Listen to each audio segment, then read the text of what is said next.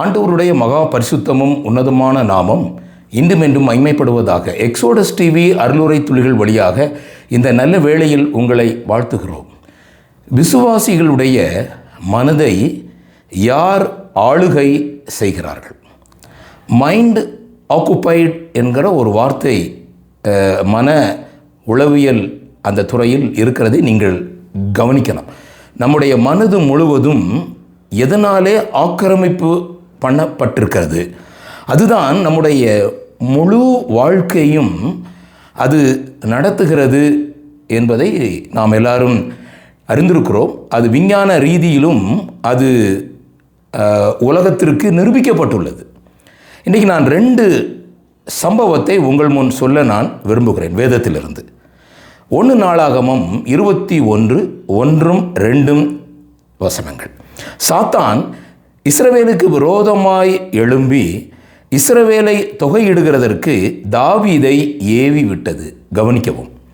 அப்படியே தாவீது யோவாபையும் ஜனத்தின் சேர்வைக்காரரையும் நோக்கி, நீங்கள் போய் பெயர்சபா தொடங்கி தான் மட்டும் இருக்கிற இஸ்ரவேலை எண்ணி அவர்கள் இலக்கத்தை நான் அறியும்படி என்னிடத்தில் கொண்டு வாருங்கள் என்றான். இந்த சம்பவத்தை ஞாபகம் வைத்துக் கொள்ளுங்கள். தாவீது இஸ்ரவேலை தொகையிடுகிறதற்காக எடுத்துக்கொண்ட பிரயாசம். சரியா?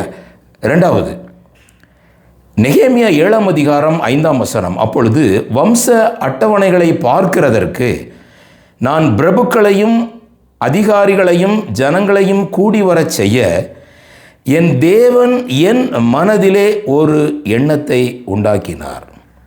முந்தி வந்தவர்களின் வம்ச அட்டவணை புஸ்தகம் அப்பொழுது எனக்கு அளிக்கப்பட்டது. இந்த 2 சம்பவங்களையும் மனதில் கொள்ளுங்கள். தாவீது ஒரு ராஜா, இந்த நெகேமியா ஒரு தேவனுடைய வேலையை செய்கிற ஒரு மனுஷன். 2 பேருக்கும் ரொம்ப பெரிய வித்தியாசம் இல்லை. 2 பேரும் தேவனுடைய வார்த்தையினாலே எப்படி நிரம்பி இருக்கிறார்கள், அவருடைய மனது எவ்விதமாக நிரப்பப்பட்டிருக்கிறது.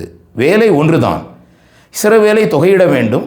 இங்கு நெகேமியா தன்னுடைய ஜனங்களை தொகையிட்டு அறிந்து கொள்ள வேண்டும். இதுதான் எண்ணாகமம் அல்லது தேவன் நம்மை எண்ணுகிறார் என்பது ரொம்ப முக்கியமான ஒரு விஷயம். தேவன் எல்லாவற்றையும் எண்ணுகிறார். ஆகவே சபையிலே கர்த்தருடைய பணியை செய்கிற தேவனுடைய பிள்ளைகளானாலும் சரி, கர்த்தருடைய பணியில் ஈடுபட்டிருக்கிற பொறுப்புள்ள சபையினுடைய பிள்ளைகளானாலும் சரி, இந்த விஷயத்தில் நாம் ரொம்ப கவனம் உள்ளவர்களாக இருக்க வேண்டும். இங்கே தொகையிடுவது தவறா இல்லை என்பது முக்கியம் அல்ல. இங்கே சாத்தான் தாவீதை ஏவி விட்டது.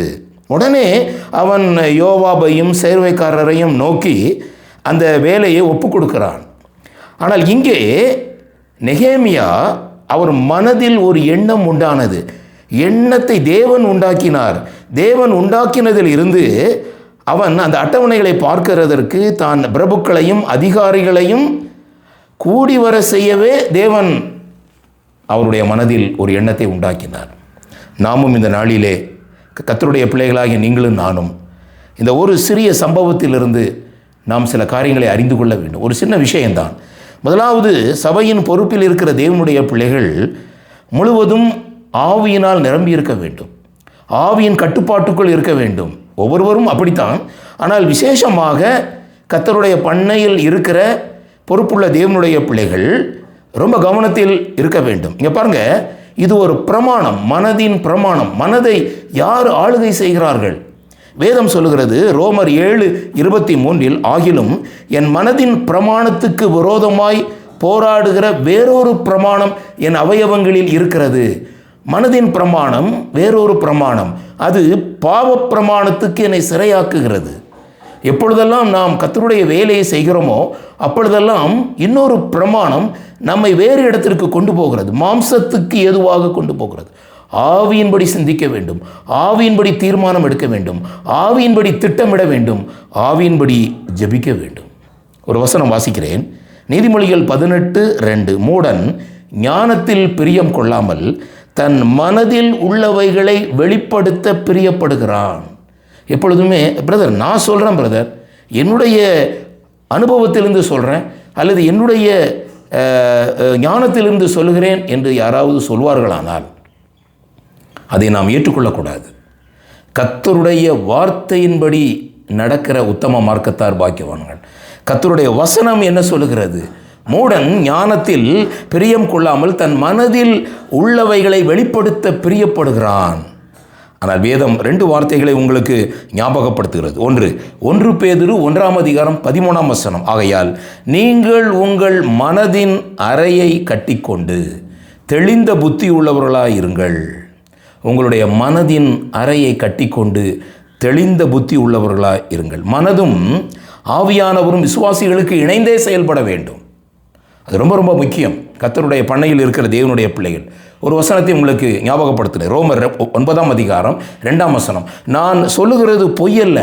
அப்போஸ்தலனாகிய பவுல் சொல்றாரு, கிறிஸ்துவுக்குள் உண்மையை சொல்லுகிறேன் என்று பரிசுத்த ஆவிக்குள் என் மனசாட்சியும் எனக்கு சாட்சியாக இருக்கிறது. நம்முடைய மனதும் ஆவியும் இணைந்துதான் எல்லா காரியங்களையும் சிந்திக்க வேண்டும், எல்லா காரியங்களையும் திட்டமிட வேண்டும், எல்லா காரியங்களையும் செயல்படுத்தவும் வேண்டும், எல்லா காரியங்களையும் நாம் ஜனங்களுக்கு வெளிப்படுத்த வேண்டும். இந்த சிந்தையோடு கூட நாம் இந்த புதிய நாளுக்குள்ளாக பிரவேசிக்கிறோம்.